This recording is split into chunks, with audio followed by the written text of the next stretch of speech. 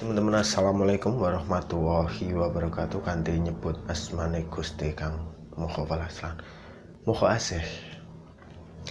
Teman-teman, pasti setiap orang memiliki suatu keinginan untuk hidup yang semangat, hidup yang ceria, hidup yang lepas dari suatu problema, hidup yang selalu diiringi energi-energi positif di dalam lingkungan dan perjalanan kehidupan kita. Akan tetapi terkadang di dalam lingkungan yang kita miliki, hidup kadang tidak selaras dengan apa yang kita inginkan. Kadang hidup itu memaksa kita untuk jatuh ke dalam hal-hal yang kurang menyenangkan, kesedihan, keburukan, mungkin kekurangan dan lain sebagainya. Ini kadang menimpa kita.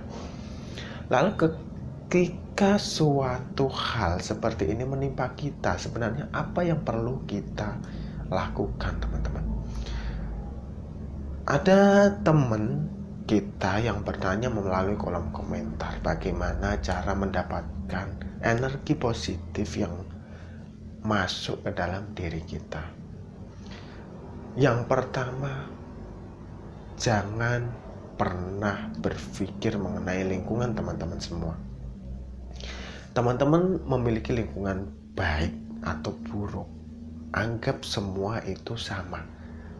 Jika lingkungan baik, tidak usah kebaikan di lingkungan teman-teman itu teman-teman masukkan ke dalam hati teman-teman, sehingga kebaikan itu selalu teman-teman ingat. Begitu pula keburukan yang ada di lingkungan teman-teman tidak perlu teman-teman masukkan ke dalam hati teman-teman, sehingga itu menjadi pikiran yang tak kunjung selesai di dalam pikiran teman-teman. Lalu gimana Mas untuk membangkitkan energi kita agar energi kita selalu positif? Yang pertama, teman-teman melepas apapun sampah yang ada di isi kepala teman-teman, yang ada di tubuh teman-teman lepas. Teman-teman melepaskan bisa cara macam-macam. Ada yang dengan cara meditasi, ada yang dengan cara berpuasa, ada yang dengan cara sholat, zikir, dan lain sebagainya. Tapi kecenderungan ini membutuhkan waktu yang cukup lama dan konsisten. Dalam artian apa? Kita melakukan suatu hal itu konsisten. Setiap hari kita lakukan, setiap waktu kita lakukan. Misalnya kita mengambil momen-momen yang pas, misalnya setelah maghrib dan setelah subuh kita melakukan meditasi atau kita melakukan zikir. Lakukan itu secara kontinu. Sampai misalnya 40 hari. Sampai misalnya 60 hari, sampai misalnya setengah tahun, dan sampai 1 tahun, sehingga ini menjadi suatu kebiasaan. Kalau semuanya sudah kita jalankan dengan baik, kita sudah menjalankan semua dengan istiqomah, maka habit ini akan menjadi kebiasaan baru dalam hidup kita. Terus PR yang kedua apa? PR yang kedua adalah mengubah ucapan kita untuk selalu mengucapkan hal-hal yang bersifat positif, yang auranya positif. Misalnya ketika kita dulu sedikit-sedikit misalnya ngomong dancok, misalnya ngomong anjing dan lain sebagainya, pokoknya yang konotasinya negatif, kita rubah menjadi konotasi yang positif. Kata-kata yang selalu positif, kata-kata yang selalu penuh dengan menenangkan hati, menjadi suatu doa. Misalnya dulu teman-teman sering mengatakan bahwa lagi gak ada uang, lagi tidak punya duit, lagi sakit hati, lagi pokoknya kata-kata yang negatif ini teman-teman ubah. Misalnya teman-teman tidak punya uang, teman-teman bisa berbicara, oke, saya akan mencari dulu uangnya.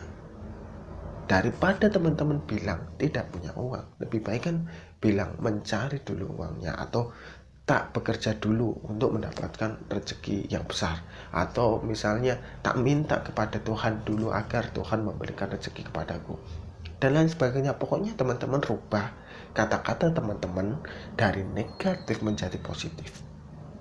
Setelah semua kata-kata dirubah, berikutnya adalah proses mengubah isi pikiran teman-teman dan hati teman-teman. Pikiran yang selalu biasanya bersandar pada konotasi negatif dan hati yang selalu menjudge ke arah negatif, teman-teman rubah menjadi pola yang positif. Setelah proses-proses ini telah teman-teman lewati, maka proses selanjutnya adalah berspiritual dengan baik. Karena apa teman-teman? Ketika teman-teman telah melewati proses yang seperti ini, proses yang membuang, melepaskan, terus kemudian menjalankan secara istiqomah, teman-teman bisa melakukan syukur kepada Tuhan atas teman-teman yang dapat dilakukan, atas teman-teman yang sudah teman-teman dapatkan setiap hari, baik besar atau kecil. Apa yang teman-teman dapatkan, syukuri. Bagi siapa yang mensyukuri semua ini, maka nikmat dari Allah akan ditambahkan kepada kita, dan kita akan menjadi orang sebagai sumber inspirasi, orang yang menjadi sumber dari energi positif di lingkungan kita. Percaya deh, teman-teman lakukan ini secara konsisten, pasti teman-teman akan mendapatkan hal-hal yang berpola positif. Yang penting teman-teman melepaskan. Setelah semua teman-teman melepaskan, mengganti kata-kata negatif, mengganti pola pikir negatif, mengganti isi hati yang negatif untuk menjadi positif. Setelah itu teman-teman selalu menjadi orang yang pandai-pandai bersyukur. Bersyukur caranya apa? Bersyukur bisa berbagai macam. Bersyukur bisa bersyukur secara lisan, bisa bersyukur dengan cara bersedekah, bisa bersyukur dengan cara menjaga diri dengan suatu puasa, bersyukur bisa dengan menjalankan perintah Allah Subhanahu wa Ta'ala dan lain sebagainya. Maka diri teman-teman akan menjadi pribadi yang positif dan disukai di lingkungan teman-teman semua. Semoga bermanfaat dan sampai jumpa di video selanjutnya. Wassalamualaikum warahmatullahi wabarakatuh.